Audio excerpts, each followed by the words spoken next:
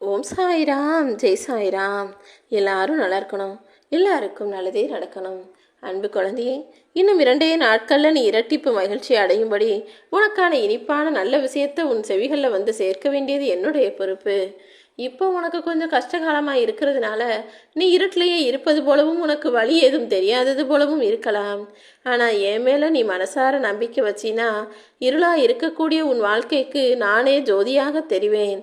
இருளிலிருந்து, துன்பத்திலிருந்து, பிரச்சனைகளிலிருந்து உன்னை மீட்டு விலக்கி உன்னை தாங்கி பிடிக்கும் உறவாக, ஒளிமிகுந்த ஜொலிஜொலிப்பான ஆளாக நான் மாறிப்போவேன் என் தங்கமே. உன் மனசுல மட்டும் நீ உண்மையா நேர்மையா மனசாட்சியோடு வாழ்ந்தா போதும். உன்னை சுற்றி இருக்கிற பொலியான உறவுகளையெல்லாம் உன்னை விட்டு நான் விலக்கி விடுவேன்.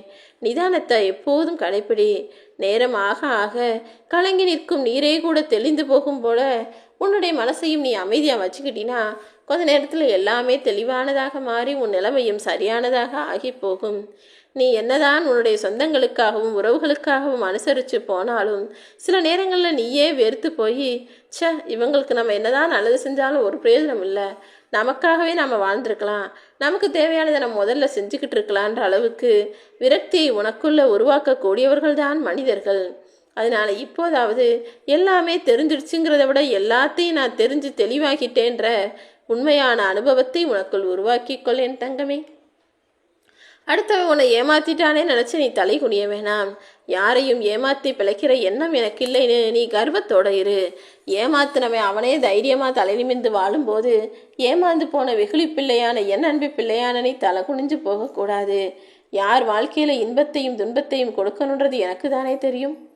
உன் வாழ்க்கையில் சில தேவையில்லாத கஷ்டமான சூழ்நிலையால் நான் கஷ்டத்தை கொடுத்துட்டேன். அதற்கான அழகான தீர்வையும் நான் நிச்சயமாக கொடுப்பேன். தன்னம்பிக்கையை ஒருபோதும் கைவிடாமல் மன வலிமையோடு இருக்க பழகு.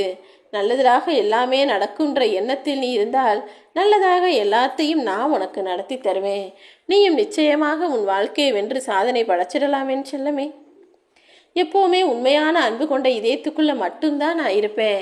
பொய்யாய் அன்பு கொண்டு பாசம் காட்டி வேஷம் போடும் மனிதர்களிடம் நான் நெருங்கக்கூட மாட்டேன்.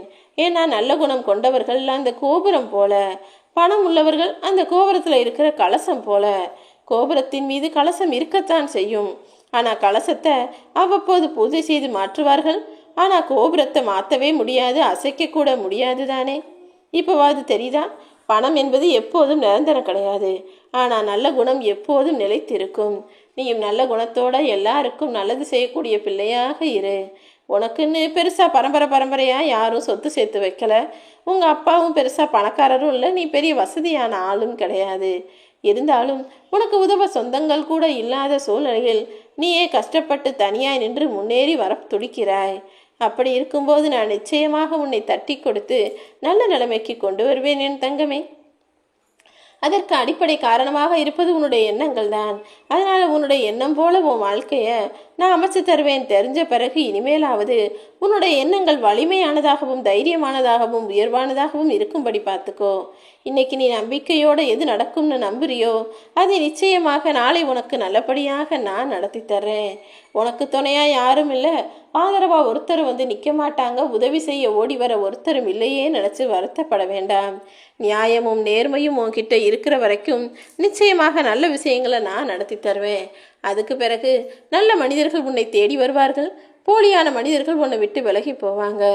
இனிப்பான பல நல்ல நிகழ்வுகளும் உன் இல்லத்தில் நடக்கும்படி செய்ய வேண்டியது என்னுடைய பொறுப்பு. உன் மனசில் இருக்க வலியையும் வேதனைகளையும் போக்கி உன் முகத்தில் நான் நிச்சயமாக புன்னகையும் மலரச் செய்வேன். நல்ல செய்தி ஒன்று உன்னை தேடி வரும். இந்த நொடி முதல் உன் வாழ்க்கையை என்கிட்ட ஒப்படைச்சிட்டு நீ மகிழ்ச்சியாயிரு. இனிப்பான நிகழ்வுகள் இல்லத்தில் நடக்கும்படி உன் மன வலியை எல்லாம் போக்கி உனக்கான சந்தோஷத்தை தருவேன்னு நான் சொன்னேன் தானே.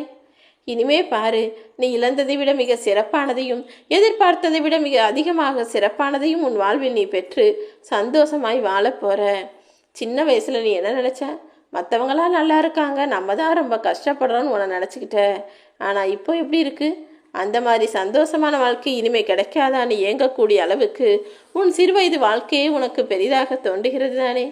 எப்போதுமே இப்படிதான், இக்கரைக்கு அக்கறை பச்சைங்கிற மாதிரி இந்த காலத்தில் இருக்கும்போது ஒரு யோசனையும் அந்த காலத்தில் இருக்கும்போது ஒரு யோசனையும் வயசுக்கு ஏற்றாற் போலவும் சூழ்நிலைகளுக்கு ஏற்றாற் போலவும் மாறி மாறி வரும். எது எப்படி இருந்தாலும் உன் வாழ்க்கையில் உனக்கு கிடைச்சதை திருப்திகரமாக மனநிறைவோடு ஏற்றுக்கொண்டு வாழக்கூடிய ஆளாக நீ மாறிவிடு. எல்லா விஷயங்களும் உனக்கு நல்லதாகவே நடக்கும்படி